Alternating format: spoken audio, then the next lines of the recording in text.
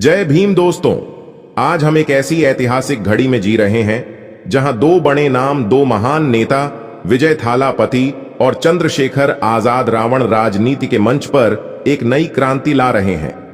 ये दोनों नेता अपने अपने क्षेत्रों में पहले ही जनप्रिय हो चुके हैं और अब वे एकजुट होकर बहुजन समाज को नई दिशा देने की तैयारी में हैं। आज इस वीडियो में हम बात करेंगे उन संघर्षों की, उन योजनाओं की और उन नेताओं की जिनके कारण आज भारतीय राजनीति में भूचाल आ गया है। मौजूदा पार्टियां जैसे बीजेपी डीएमके और एआईएडीएमके, जिनका खेल अब खतरे में है, वे डर रही हैं क्योंकि वे समझ चुकी हैं कि बहुजन समाज अब जाग चुका है। अब ये किसी भी दल का वोट बैंक नहीं बनेगा। विजय थालापति, जिन्हें तमिलनाडु में सुपरस्टार का दर्जा प्राप्त है, उन्होंने अपने फिल्मी करियर को छोड़कर राजनीति में कदम रखने का साहसिक फैसला लिया है। यह फैसला सिर्फ राजनीति में आने का नहीं था, बल्कि यह फैसला था समाज के प्रति अपनी जिम्मेदारी निभाने का, उन लाखों गरीबों, दलितों और पिछड़ों की आवाज बनने का जिन्हें वर्षों से दबाया गया है।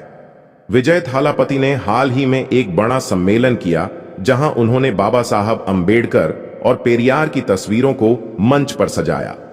यह सिर्फ एक प्रतीकात्मक कदम नहीं था, बल्कि यह एक संदेश था, एक नई राजनीति की शुरुआत का, जो पाखंड और जातिवाद के खिलाफ खड़ी होगी। वहीं दूसरी ओर उत्तर भारत में चंद्रशेखर रावण एक ऐसा नाम बन चुके हैं जो बहुजन समाज की उम्मीद की किरण है। वह नेता जिसने अपने जीवन का आधा हिस्सा जेल में बिताया, लेकिन कभी अपने सिद्धांतों से समझौता नहीं किया। वह नेता जिसने बाबा साहब की राह पर चलते हुए अपने समाज के अधिकारों के लिए संघर्ष किया। चंद्रशेखर रावण ने नगीना सीट से जीत हासिल कर यह साबित कर दिया कि जनता अब जागरूक है और अपने असली नेताओं को पहचानने लगी है। तो साथियों, यह वीडियो अंत तक देखिए, क्योंकि हम आपको बताने वाले हैं कि कैसे विजय थालापति और चंद्रशेखर रावण भारतीय राजनीति में एक नई लहर ला रहे हैं और कैसे ये दोनों नेता एक साथ मिलकर देश के सभी वंचितों, दलितों और पिछड़ों की ईर्ष्या का समाधान करेंगे। अब समय आ गया है कि हम भी इस क्रांति का हिस्सा बने और इन महान नेताओं का समर्थन करें। दोस्तों, मैं शुरू में ही बता देना चाहता हूं कि यह वीडियो थोड़ा बड़ा होगा, क्योंकि हमने बहुत समय तक इस टॉपिक पर रिसर्च किया है और पूरे सच के साथ यह वीडियो ला रहे हैं। अगर आप एक सच्चे अंबेडकरवादी हैं और अपने समाज को बदलने की ताकत रखते हैं, तो यह वीडियो शुरू से अंत तक देखिएगा और बाबा साहेब का सपना पूरा करने में अपना योगदान दीजिए। तो चलिए वीडियो को शुरू करते हैं। उससे पहले आप कमेंट में जय भीम लिखकर अपना नाम लिख दीजिएगा, ताकि हमें पता चले कि हमारे भाई बहन हमारे मिशन में साथ हैं। विजय थालापति का नाम तमिलनाडु के साथ साथ पूरे देश में एक प्रतिष्ठित नाम बन चुका है। न केवल एक बेहतरीन अभिनेता के रूप में, बल्कि एक समाज सुधारक, और अब राजनीति के क्षेत्र में भी वह अपनी पहचान बनाने के लिए तैयार हैं। विजय थालापति के राजनीतिक सफर की शुरुआत उनके प्रशंसकों और समर्थकों के लिए एक बड़ा कदम था, और यह कदम अब तमिलनाडु में राजनीति के एक नए अध्याय की शुरुआत कर रहा है। विजय की फिल्मों में हमेशा एक सामाजिक संदेश होता है, जहां वह आम आदमी की समस्याओं, समाज के दबे होने तबकों की आवाज को उठाते हैं। विजय थालापति की फिल्मों में जो सामाजिक बदलाव की बात होती है, अब वह उसी बदलाव को असल जिंदगी में लाने के लिए राजनीति में कदम रख चुके हैं। उन्होंने एक भव्य राजनीतिक सम्मेलन का आयोजन किया जिसमें 10 लाख से अधिक लोग शामिल हुए। इस सम्मेलन में विजय ने स्पष्ट किया कि उनका उद्देश्य सत्ता में आकर केवल सत्ता का हिस्सा बनना नहीं है, बल्कि वह समाज में बदलाव लाने के लिए आए हैं। सम्मेलन में कई समाज सुधारकों की तस्वीरें मंच पर लगी थीं, जिनमें बाबा साहब अंबेडकर और पेरियार जैसे महान नेताओं की तस्वीरें शामिल थीं। यह संदेश साफ था कि विजय थालापति की राजनीति जातिवाद, भेदभाव और पाखंडवाद के खिलाफ होगी। विजय का यह बड़ा सम्मेलन केवल तमिलनाडु में ही नहीं, बल्कि पूरे देश में एक राजनीतिक बदलाव की शुरुआत के रूप में देखा गया। 10 लाख से अधिक लोग विजय के साथ खड़े थे, जो यह दर्शाता है कि उनके पास सिर्फ एक बड़ी फिल्मी छवि नहीं, बल्कि एक सशक्त राजनीतिक ताकत भी है। यह आंकड़ा उनके समर्थन की ताकत को दर्शाता है और आप यह साबित करने का समय है कि उनका राजनीतिक सफर केवल तमिलनाडु तक सीमित नहीं रहेगा। विजय के समर्थकों का मानना है कि वह जल्द ही सत्ता में आ सकते हैं, क्योंकि जनता का भारी समर्थन उनके साथ है। विजय की बढ़ती लोकप्रियता और उनके द्वारा उठाए गए मुद्दे यह स्पष्ट करते हैं कि वह आने वाले समय में एक शक्तिशाली राजनीतिक शख्सियत बन सकते हैं।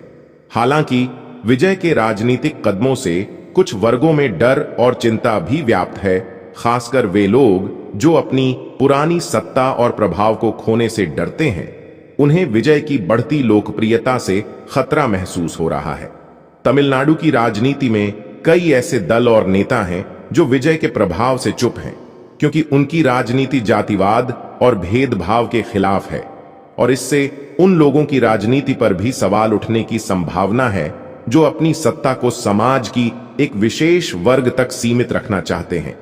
विजय थालापति ने अपने भाषण में यह स्पष्ट किया था कि वह किसी पार्टी का मुखिया बनने नहीं आए हैं, बल्कि वह उन लोगों की आवाज बनकर समाज में समानता लाने का काम करेंगे जिनकी आवाज को दशकों तक दबाया गया है। उनका यह बयान उन ताकतों के लिए चुनौती है जो सत्ता के मौजूदा ढांचे में बदलाव नहीं चाहती हैं। पेरियार और बाबा साहब अंबेडकर की विचारधारा को अपनाने का उनका इरादा यह दर्शाता है कि वह समाज में फैली असमानताओं को समाप्त करने के लिए प्रतिबद्ध हैं।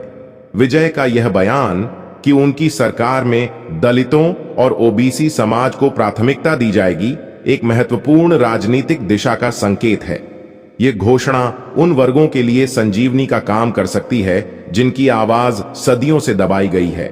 विजय ने यह भी स्पष्ट किया कि उनकी सरकार आने पर गरीबों और वंचित वर्गों के लिए मुफ्त शिक्षा, स्वास्थ्य सेवाएं और रोजगार के अवसर प्रदान किए जाएंगे। उनका उद्देश्य केवल सत्ता का हिस्सा बनना नहीं, बल्कि सामाजिक न्याय और समानता का वास्तविक कार्यान्वयन करना है। लेकिन विजय की राजनीति से सबसे ज्यादा दर्द उन नेताओं और दलों को हो रहा है जो पुराने सत्ता तंत्र का हिस्सा है और जो बदलाव नहीं चाहते। उनका डर यह है कि विजय थालापति की बढ़ती लोकप्रियता और उनका समर्थन उन्हें सत्ता से बाहर कर सकता है। इन नेताओं को लगता है कि विजय की राजनीति से उनके पुराने ढांचे को खतरा हो सकता है और वे अपनी पुरानी शक्ति को बनाए रखने के लिए विजय के खिलाफ तर्क और विरोध का सहारा ले सकते हैं। फिर भी विजय थालापति का समर्थन करना और उनके प्रति विश्वास रखना किसी भी हाल में कमजोर नहीं हुआ है। जनता का यह विश्वास यह दर्शाता है कि विजय किसी एक वर्ग के नेता नहीं है, बल्कि वह समाज के हर तबके के लिए काम करने वाले नेता हैं। उनकी राजनीति में नफरत और भेदभाव के लिए कोई जगह नहीं है, और यही कारण है कि वह तमिलनाडु के राजनीतिक परिदृश्य में एक नया परिवर्तन लाने में सक्षम हो सकते हैं। आज विजय थालापति की राजनीति केवल एक चुनावी खेल नहीं, बल्कि यह एक आंदोलन बन चुकी है। यह आंदोलन उन लोगों की आवाज को मुख्य धारा में लाने का है जो सदियों से दबे रहे हैं। विजय की बढ़ती लोकप्रियता और समर्थन यह साबित कर रहा है कि उनका राजनीतिक सफर किसी बड़ी छलांग की तरह हो सकता है। अब यह देखना है कि विजय अपनी योजना को कैसे जमीन पर उतारते हैं और तमिलनाडु के सामाजिक ढांचे में क्या बदलाव ला पाते हैं। उत्तर भारत की राजनीति में एक नाम जो लगातार चर्चा में रहता है, वह नाम है चंद्रशेखर रावण। उनका जीवन न केवल संघर्ष से भरा हुआ है, बल्कि उनकी पूरी पहचान उनके संघर्ष और दलित समाज के लिए किए गए कामों से जुड़ी हुई है। रावण का जीवन एक प्रेरणा है, विशेष रूप से उस समाज के लिए जिसे हमेशा दबाकर रखा गया और जिसे अधिकारों से वंचित रखा गया। चंद्रशेखर रावण का जीवन बहुत ही कठिन और संघर्षपूर्ण रहा है। वह एक ऐसे परिवार से आते हैं जिसे समाज में हमेशा नीच समझा जाता था। उन्होंने अपनी जिंदगी में कई कड़े संघर्षों का सामना किया, लेकिन कभी भी हार नहीं मानी। उनका नाम तब तक लोगों के बीच नहीं था जब तक उन्होंने समाज के गरीब और कमजोर तबके के लिए आवाज नहीं उठाई। रावण ने बाबा साहेब भीमराव अंबेडकर के विचारों को अपनाया और उनके सिद्धांतों पर चलने का संकल्प लिया। उन्होंने हमेशा यह महसूस किया कि जब तक समाज का सबसे निचला वर्ग सामाजिक, राजनीतिक और आर्थिक अधिकारों से वंचित रहेगा, तब तक कोई समाज पूरी तरह से समृद्ध और खुशहाल नहीं हो सकता। इस विचारधारा ने रावण को समाज के सबसे कमजोर वर्ग की आवाज बनने की दिशा में प्रेरित किया। चंद्रशेखर रावण ने अपने जीवन के कई साल जेल में बिताए हैं, लेकिन जेल में रहने के बावजूद उन्होंने अपने विचारों और आदर्शों से कभी समझौता नहीं किया। जेल में रहते हुए कई कठिनाइयों का सामना करना पड़ा, लेकिन उन्होंने कभी हार नहीं मानी। इस समय ने रावण को और भी मजबूत बना दिया और वह यह समझ गए कि एक सशक्त आंदोलन के बिना समाज में कोई बदलाव नहीं लाया जा सकता। उनका मानना था कि एकजुट होकर ही दलित, आदिवासी और पिछड़े वर्ग अपने अधिकारों की लड़ाई जीत सकते हैं। चंद्रशेखर रावण की नगीना से जीत केवल एक चुनावी जीत नहीं थी, बल्कि यह उनके संघर्ष की जीत थी। इस जीत ने यह साबित कर दिया कि उनके विचारों और उनके कामों की शक्ति अब पूरे समाज में फैल चुकी है। यह जीत इस बात का प्रतीक थी कि जब एक नेता अपने लोगों के लिए ईमानदारी से काम करता है तो वह सफलता प्राप्त करता है। नगीना में उनकी जीत ने यह संदेश दिया कि दलित, आदिवासी और ओबीसी समाज को अब अपनी आवाज उठाने का हक है और इस हक को छीनने वाली सरकारों के खिलाफ उनका संघर्ष कभी भी थमने वाला नहीं है। रावण ने संसद में जाकर दलित समाज के अधिकारों की बात की और सरकार की गलत नीतियों का विरोध किया। रावण ने संदेश दिया, हमारी लड़ाई तब तक जारी रहेगी जब तक समाज के सबसे निचले तबके को न्याय नहीं मिलेगा। चंद्रशेखर रावण ने हमेशा यही कहा है, जब तक समाज के सबसे निचले तबके को न्याय नहीं मिलेगा तब तक हमारी लड़ाई जारी रहेगी। मैं यहां अपने लोगों के लिए हूं, उनके अधिकारों के लिए हूं। यह वाक्य न केवल उनके संघर्ष को दर्शाता है, बल्कि यह उनके विचारों का भी परिचायक है। रावण हमेशा समाज के सबसे निचले और कमजोर वर्गों के अधिकारों की बात करते हैं और यह संदेश फैलाने की कोशिश करते हैं कि इन वर्गों का विकास और कल्याण केवल तभी संभव है जब वे अपने अधिकारों के लिए लड़ें। चंद्रशेखर रावण ने कई बार सरकार के खिलाफ बड़े आंदोलनों का नेतृत्व किया है। उन्होंने न केवल दलित और पिछड़े समाज के लिए लड़ाई लड़ी, बल्कि आदिवासी समाज के मुद्दों को भी उठाया। उनके आंदोलन में आम जनता की भागीदारी बढ़ी, क्योंकि लोग उनके संघर्ष में अपने ही संघर्ष की छाया देख रहे थे। रावण ने विभिन्न आंदोलनों के माध्यम से यह भी साबित किया कि अगर किसी समाज को सशक्त बनाना है तो उसे पहले शिक्षा और जागरूकता की आवश्यकता है।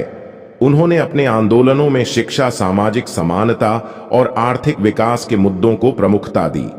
आज चंद्रशेखर रावण बहुजन समाज के सबसे बड़े नेता बन चुके हैं। उनकी न केवल राजनीतिक पहचान है, बल्कि वह समाज के भीतर एक आदर्श बन गए हैं। रावण ने दलित समाज को यह सिखाया है कि उनके पास अपने अधिकारों को प्राप्त करने का अधिकार है और इस अधिकार को पाने के लिए उन्हें संघर्ष करना होगा। उनके नेतृत्व में बहुजन समाज अब एक मजबूत आवाज बन चुका है, जो न केवल सरकार के सामने खड़ा है, बल्कि समाज के हर तबके के अधिकारों की रक्षा करने के लिए भी प्रतिबद्ध है। रावण का यह संघर्ष केवल व्यक्तिगत नहीं है, यह एक समग्र आंदोलन है जो समाज के हर वर्ग को अपने अधिकारों के लिए जागरूक कर रहा है। उन्होंने हमेशा यह साबित किया है कि जब तक समाज का सबसे कमजोर वर्ग सही तरीके से सशक्त नहीं होगा, तब तक कोई समाज समृद्ध नहीं हो सकता। चंद्रशेखर रावण ने जो संघर्ष किया है वह सिर्फ एक नेता के तौर पर नहीं, बल्कि एक समाज के रूप में दलित और पिछड़े वर्गों की सशक्त आवाज बनने का प्रतीक है। उनका जीवन यह दर्शाता है कि अगर उद्देश्य सही हो तो हर मुश्किल और हर बाधा को पार किया जा सकता है।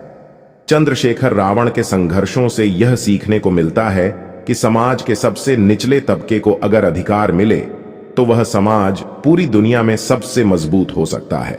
उनका संघर्ष आज भी जारी है और यह सुनिश्चित करता है कि आने वाला समय समाज के सबसे कमजोर वर्ग के लिए न्याय और समानता का होगा। यह समय है जब दलित, आदिवासी और ओबीसी समाज को अपनी ताकत का एहसास हो और वे अपने अधिकारों के लिए चंद्रशेखर रावण के संघर्ष से प्रेरित होकर आगे बढ़ें। चंद्रशेखर रावण और विजय थालापति का गठबंधन भारतीय राजनीति में एक ऐतिहासिक परिवर्तन ला सकता है। चंद्रशेखर रावण जो दलित और पिछड़ी जातियों के अधिकारों के लिए संघर्षरत हैं, और विजय थालापति जो युवा पीढ़ी और हर समुदाय में बेहद लोकप्रिय हैं, अगर एक साथ मिलकर चुनावी मैदान में उतरते हैं तो यह भारतीय राजनीति के लिए एक नया अध्याय हो सकता है। दोनों नेताओं का उद्देश्य समाज के हर वर्ग को समान अधिकार और अवसर प्रदान करना है और यही कारण है कि उनका गठबंधन उन लाखों लोगों के लिए उम्मीद का नया रास्ता बन सकता है जो आज भी असमानता और शोषण का सामना कर रहे हैं। चंद्रशेखर रावण ने हमेशा सामाजिक न्याय और दलित अधिकारों के लिए अपनी आवाज उठाई है, वहीं विजय थालापति ने समाज के हर वर्ग के लिए काम करने की प्रतिबद्धता दिखाई है।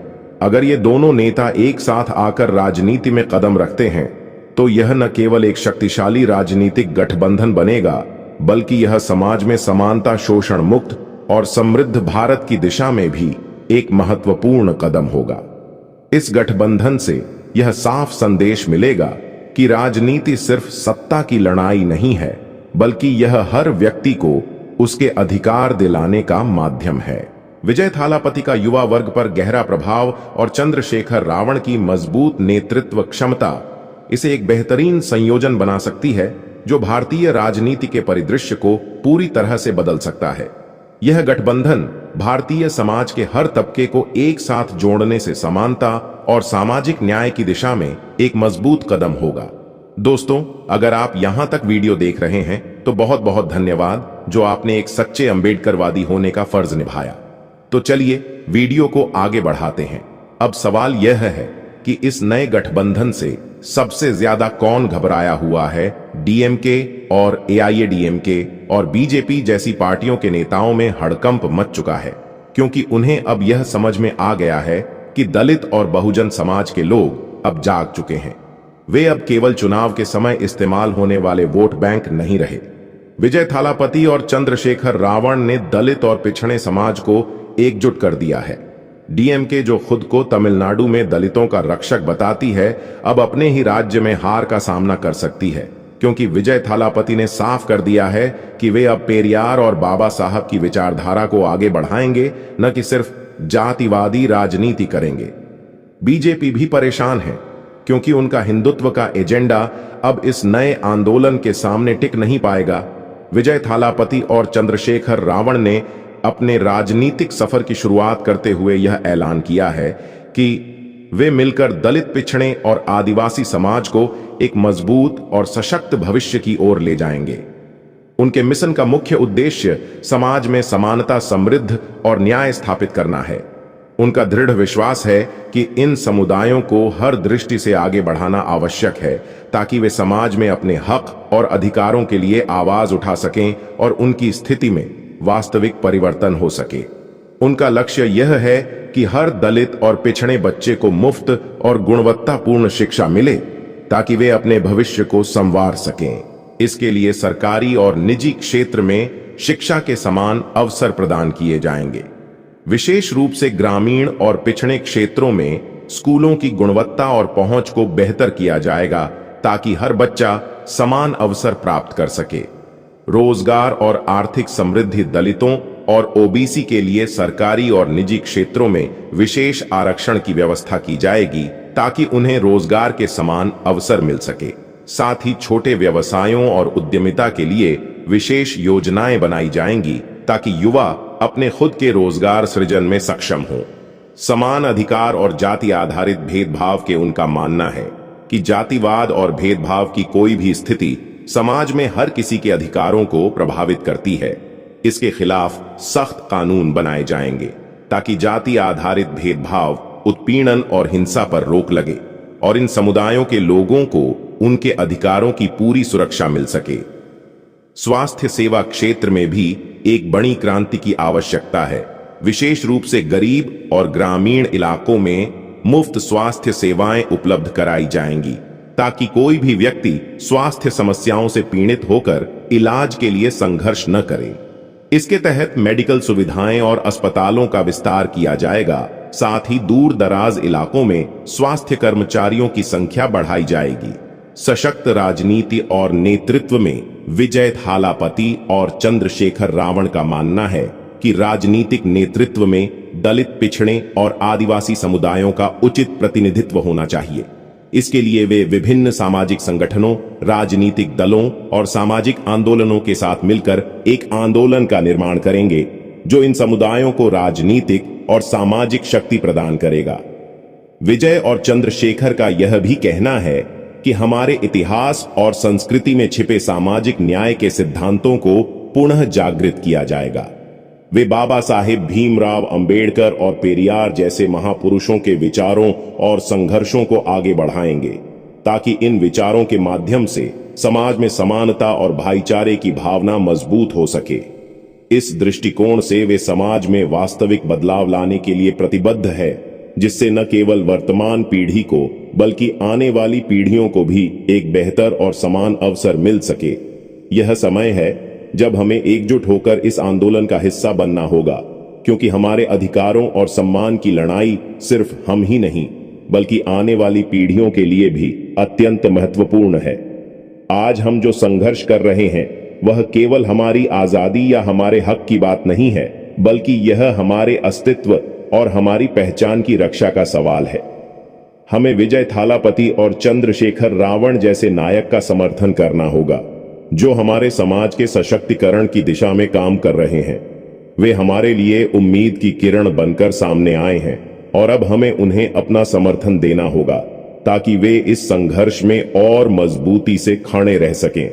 जब तक हम अपनी आवाज नहीं उठाएंगे, तब तक हमें हमारी जगह समाज में नहीं मिलेगी। हमें अपनी शक्ति का एहसास करना होगा और यह शक्ति सिर्फ एकजुटता में ही छुपी हुई है। अगर हम चाहते हैं कि दलित और बहुजन समाज की आवाज सत्ता के गलियारों तक पहुंचे, तो हमें इस आंदोलन को हर स्तर पर फैलाना होगा। इसके लिए आपको इस वीडियो को ज्यादा से ज्यादा शेयर करना होगा। जब तक हम अपनी आवाज नहीं उठाएंगे, तब तक हमारे अधिकारों की रक्षा कोई और नहीं कर सकता। यह आंदोलन हमारा है, हम सबका है और हम ही इसे सही दिशा में आगे बढ़ा सकते हैं। हर वीडियो, हर संदेश और हर शेयर हमारी आवाज को एक नई ताकत देगा। अगर आप सच में चाहते हैं कि हमारी आवाज हमारी पहचान बने और हमारे अधिकारों की रक्षा हो, तो हमें साथ आकर इस आंदोलन को और मजबूत बनाना होगा। अपनी जिम्मेदारी समझें और इसे जितना हो सके उतना शेयर करें। यह हमारा आंदोलन है, हमारा अधिकार है और हमारी लड़ाई है। जब तक हम इस संघर्ष को अपने दिल से नहीं अपनाएंगे, तब तक हमें अपनी मंजिल नहीं मिलेगी। दोस्तों, अगर आपको हमारी यह वीडियो पसंद आई हो तो आप लोग हमारे इस चैनल को सपोर्ट जरूर करें। वीडियो देखने के लिए तहे दिल से शुक्रिया।